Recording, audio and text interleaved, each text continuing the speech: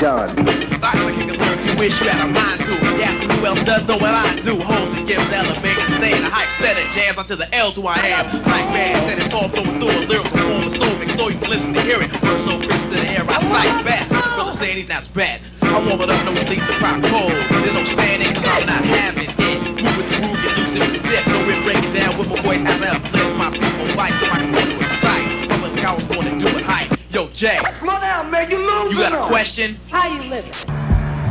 Violence in general is it's really not the way to go.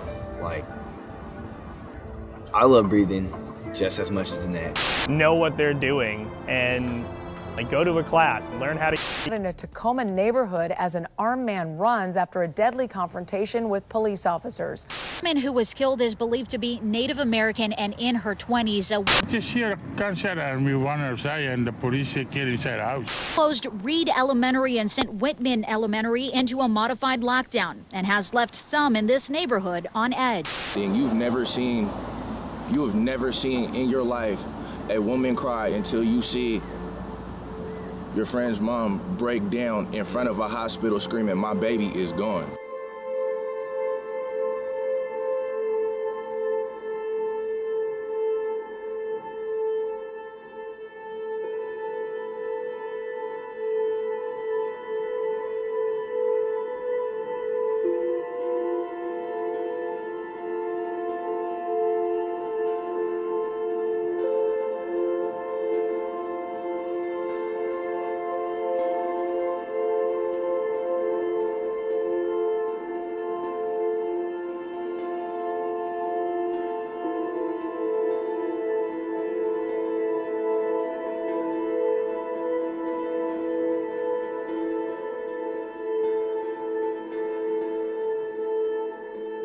Violence is taking someone else's power away, either through physical domination, mental or emotional domination. Violence is an expression of something, an unsatisfaction to something, something that a person may feel that is not fair. Violence is anything that makes an environment feel unsafe for people. Whatever hurts another person. Violence is some kind of output that people use so that way they can deal with stuff. I think they're hurting. You know, I've always said this, and I say this to young people all the time, is hurt people. And so I never try to judge one way or the other. I think both are going through something, the person that is the bully and the person who is being bullied. I think there's some situations happening in both of their lives. And so I really do try to be neutral in my approach when I see it happening. And I try to get both sides of the story because you never know what someone is going through. Yeah, there are mean people, and there's a difference between a person that's just being mean and a person who is a bully. There are some deeper things that go on in their emotions and in their life. So I really do, if I see it, I address it. I bring both parties to the side. You know, I try to keep them separate so I can hear different stories, but then I really want to see how we can get them to reconcile whatever it is that they may be having a difference about or a difference of opinion about or whatever. So I really do try to impact it by stopping it and then explaining to young people what bullying is. Sort of a bully who's acting out for whatever reason in a negative way towards others creates a unsafe environment or a hostile environment for others is not positive or encouraging or helping people be their best, but rather cutting people down, making people feel intimidated, making people feel unwanted or unwelcome. Me and my friends were talking about African people, how like what they look like and stuff. And there was this boy who was a different color than me, and he said that his people are better than my people, that they look much more prettier. You can say his race. Okay. He was white. And he was talking about us how black people, that's why we were slaves. And how we didn't look pretty or we looked ugly and we had to work for them a lot, and that made me sad, but I didn't really cry, but my teacher did.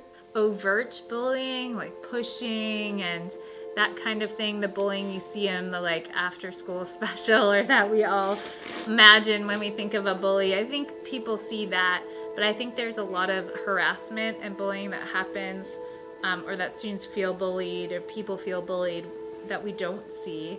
I think like gossip could be a form of bully. I think racism, whether it's more under the surface or if it's under the surface, can still be really hostile, and people might not see it, but it's there. Bullying goes unnoticed because we don't want to see it, or people aren't talking about it, and I think that's where we really have to focus our attention. And again, I think that's raising awareness about that. Calling names or being negative or hostile to people creates an uncomfortable environment.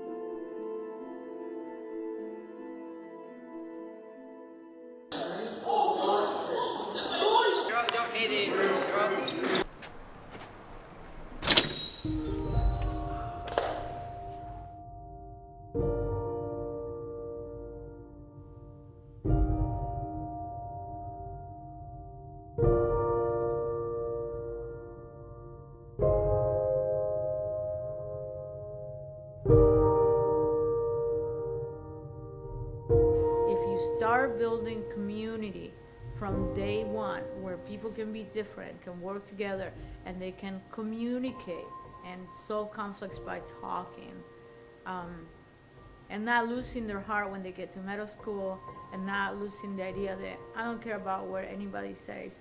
If they still feel that they belong together, they belong in this community, then the crime will go down in the community. Then the families will be involved with the school. The school needs to become the heart of the community, otherwise violence will never go away. I ask students always if they feel respected by other people, respected by the teacher. You can see that with teachers here in Lincoln, who has a good control of their community, or who has built a good environment and where people feel safe and happy.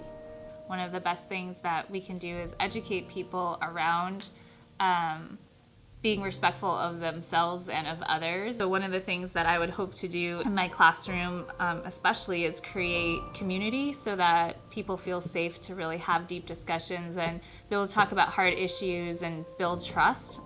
Doing something in the moment of violence, when you see violence, trying to stop it, maybe calling for help or trying to talk people down, trying to calm people down, is one thing, but I think being proactive about it and really thinking about how our communities work, understanding that we are role models for the people around us.